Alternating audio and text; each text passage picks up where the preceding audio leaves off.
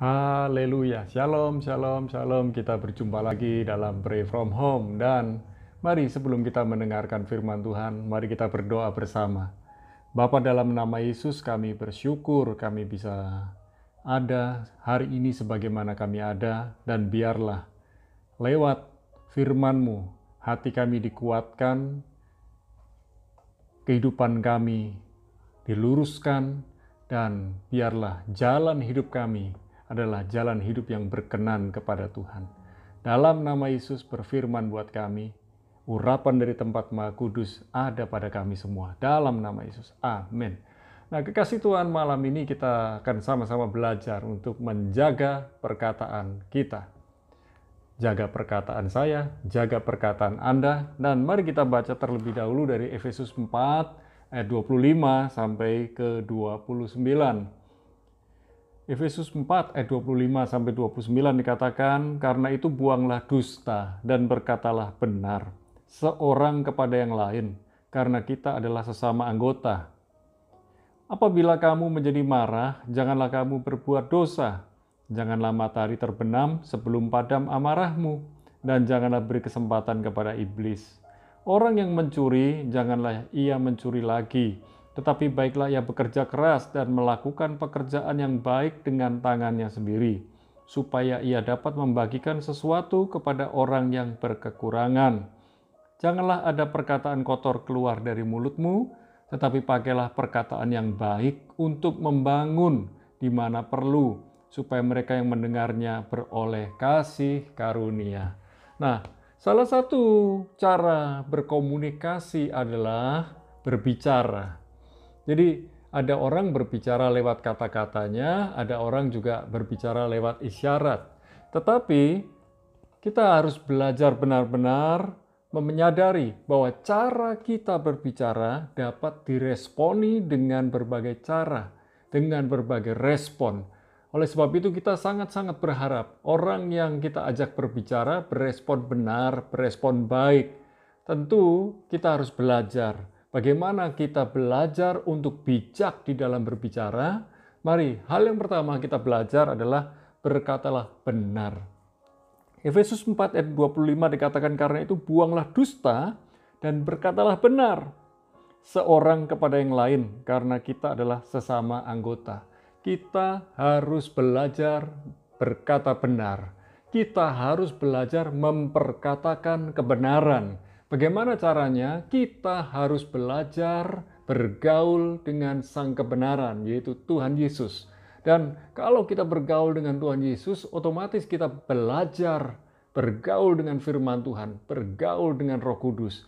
Dan semakin banyak kita membaca firman Tuhan, merenungkannya, maka ada dorongan dalam hati kita untuk melakukan firman. Sehingga ketika kita mau berkata-kata bukan kebenaran, ada dorongan dalam hati kita untuk berkata stop. Dan oleh sebab itu mari kita belajar. Ketika kita berkata benar, artinya kita membuang segala dusta. Dalam hati kita ini sebetulnya nggak usah diajari untuk berdusta. Dari sejak kecil kita belajar dari keluarga kita, orang tua kita, komunitas kita, di mana kita bersekolah. Ternyata dusta itu tidak perlu diajarkan, tapi bisa copy paste.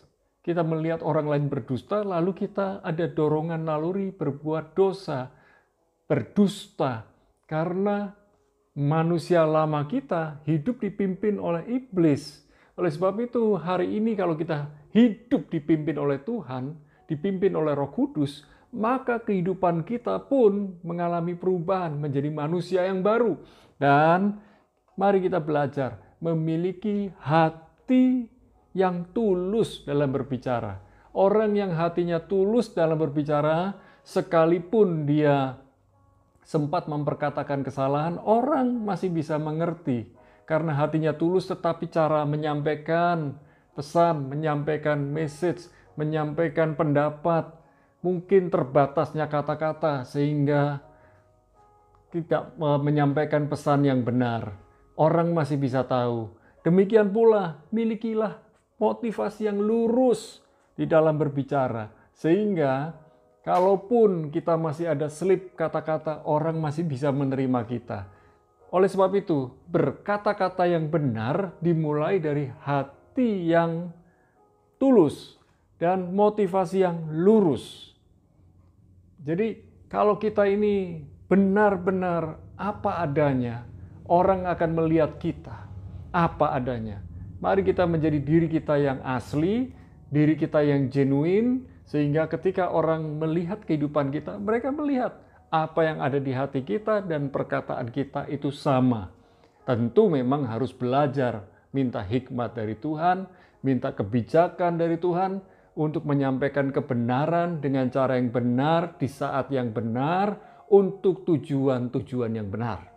Hal yang pertama, berkatalah benar. Yang kedua, jangan memberi kesempatan kepada iblis. Efesus 4 ayat 27. Janganlah beri kesempatan kepada iblis. Maksudnya, kalau kita berbicara, berpendapat, mari jangan sampai kita memancing emosi seseorang menjadi emosi yang negatif. Tapi mari kita memperkatakan kalimat-kalimat yang benar, yang benar-benar mendorong orang itu berpikir benar. Saudara yang dikasihi Tuhan, jangan biarkan diri kita dikuasai iblis, dicengkeram oleh iblis. Jangan mau kita ditipu oleh iblis. Karena iblis mau kita ini memperkatakan apa yang ada dalam hati kita, sekalipun kita ini sedang emosional, emosi yang negatif. Tetapi waktu kita sedang memiliki emosi yang negatif, minta hikmat Tuhan supaya hati kita ini murni, tulus, dan kita punya motivasi yang lurus. Saudara, jangan pernah beri kesempatan kepada iblis. Jangan pernah beri kesempatan kepada iblis untuk menguasai hidup kita, untuk menipu hidup kita. Itu yang kedua. Yang ketiga, perkataan yang membangun. Efesus 4 ayat 29. Janganlah ada perkataan kotor keluar dari mulutmu, tetapi pakailah perkataan yang baik untuk membangun, di mana perlu, supaya mereka yang mendengarnya beroleh kasih karunia. Saudara, jangan ada perkataan kotor, sumpah serapah, fitnah, perkataan-perkataan yang menjatuhkan, perkataan-perkataan yang menuduh. Dan mari kita belajar, hati yang kotor akan mengalirkan perkataan yang kotor. Hati yang bersih akan mengalirkan perkataan-perkataan yang bersih.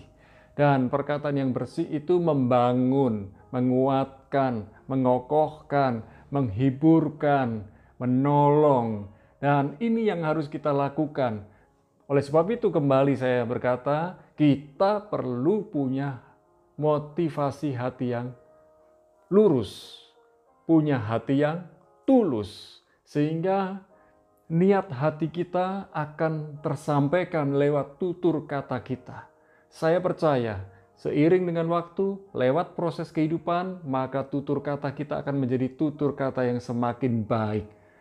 Kalau kita bergaul dengan Roh Kudus, kalau kita bergaul dengan firman, maka dari hari ke hari, tutur kata kita pun akan makin disempurnakan oleh Tuhan.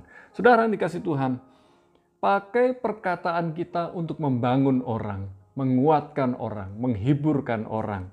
Dan jangan sampai perkataan kita ini menghancurkan orang, melemahkan orang. Kadang-kadang ada orang punya niat baik, tetapi kata-katanya menyakitkan, nyelekit, membuat orang sakit hati. Tetapi mari kita belajar bagaimana kita menyampaikan dengan pesan yang benar, dengan tujuan yang benar, di saat yang benar, sehingga orang itu pun mengalami pemulihan, mengalami pembaruan kekuatan, orang itu mengalami penghiburan. Saudara yang dikasihi Tuhan, saya percaya kalau kita punya hati yang tulus dan motivasi yang lurus, maka Roh Kudus akan memberi hikmat dan menuntun setiap perkataan kita. Bahkan tiba-tiba ada kata-kata yang tidak pernah kita pikirkan keluar dari mulut kita karena Roh Kudus yang tuntun kita. Perhatikan baik-baik, perkataan kita dapat membangun juga menghancurkan. Hati-hati dengan perkataan kita. Mari kita berdoa. Bapa, dalam nama Yesus kami berdoa, kami minta ya Tuhan, selidiki hati kami, bentuk hati kami. Kami mau berubah Tuhan. Biarlah hati kami lurus, hati kami tulus, sehingga Tuhan membentuk kehidupan kami dan memberi hikmat, memberi tuntunan kami dalam berkata-kata. Malam ini kami juga berdoa buat para kekasih Tuhan yang hari-hari ini sedang sakit. Kami berdoa buat Ibu Siana, Tuhan memberikan kesembuhan, pemulihan kesehatannya.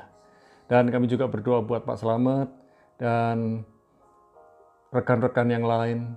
Biarlah Pak Slamet mengalami kesembuhan, pemulihan dari stroke. Pak Roni mengalami kesembuhan, pemulihan dari sakit retina mata. Pak Daud dari diabetesnya. Kami berdoa. Demikian pula rekan-rekan, saudara-saudara kami yang lain yang sedang mengalami COVID-19. Biarlah bilur Yesus menyembuhkan mereka. Dan rekan-rekan saudara kami yang lain seperti Ibu Mega, Tuhan menyembuhkan sakit di perutnya. Kami juga berdoa buat Yofi yang mengalami kanker, Tuhan menyembuhkan dan memulihkannya. Memberi kekuatan, ketabahan ketika melakukan kemoterapi. Terima kasih Tuhan, kami berdoa buat saudara-saudari kami yang bekerja di berbagai bidang pekerjaan.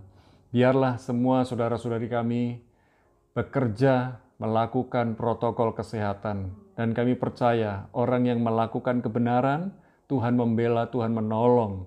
Baik pekerjaan di toko, di apotek, di gudang, di pertamanan, di perkebunan, di industri pertambangan, dan pekerjaan-pekerjaan yang lain.